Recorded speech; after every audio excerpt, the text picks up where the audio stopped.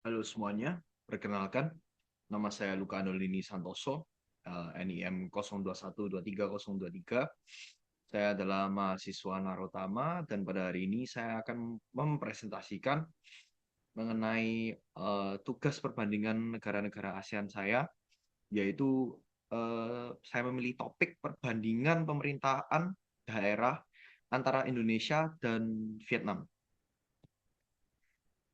Nah, kok bisa saya memilih ini? Pemerintahan daerah di Indonesia dan Vietnam memiliki peran penting dalam mewujudkan otonomi daerah dan desentralisasi.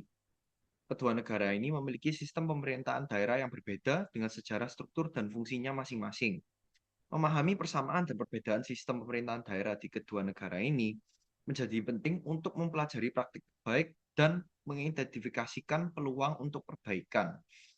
Jadi sebagai seorang Indonesia, kita akan mempelajari lebih dalam mengenai pemerintahan daerah Vietnam. Siapa tahu barangkali kita bisa mengambil ilmu dari Vietnam dan dipergunakan di dalam Indonesia.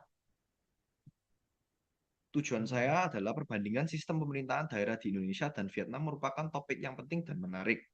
Dengan memahami persamaan dan perbedaan kedua sistem ini, kita dapat belajar dari pengalaman satu sama lain dan mengidentifikasi peluang untuk meningkatkan efektivitas dan efisiensi pemerintahan daerah di kedua negara, seperti yang saya sebutkan tadi.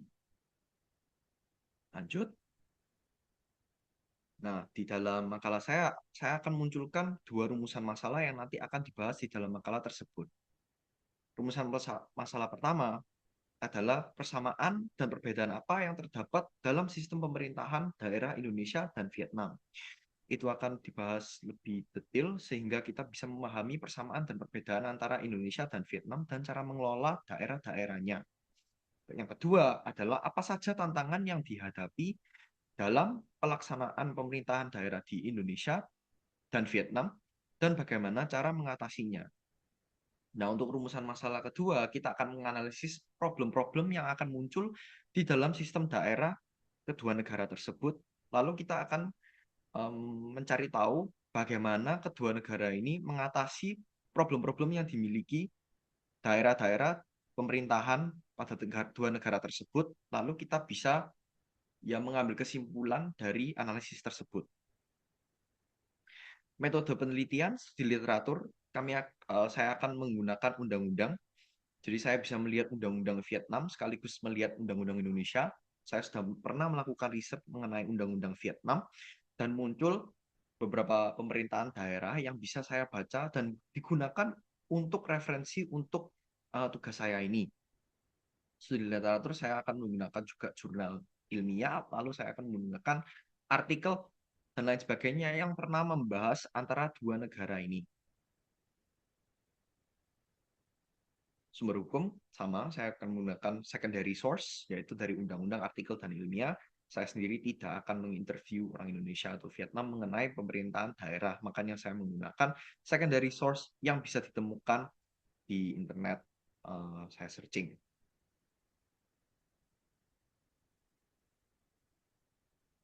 Oke, rumusan masalah satu, sistem pemerintahan daerah di Indonesia dan Vietnam memiliki banyak persamaan, namun tentu saja memiliki perbedaan juga yang signifikan.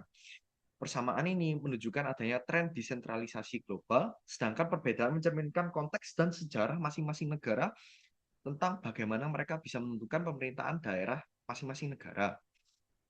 Kedua negara dapat saling belajar dari praktik terbaik satu sama lain untuk meningkatkan efektivitas dan efisiensi sistem pemerintahan daerah.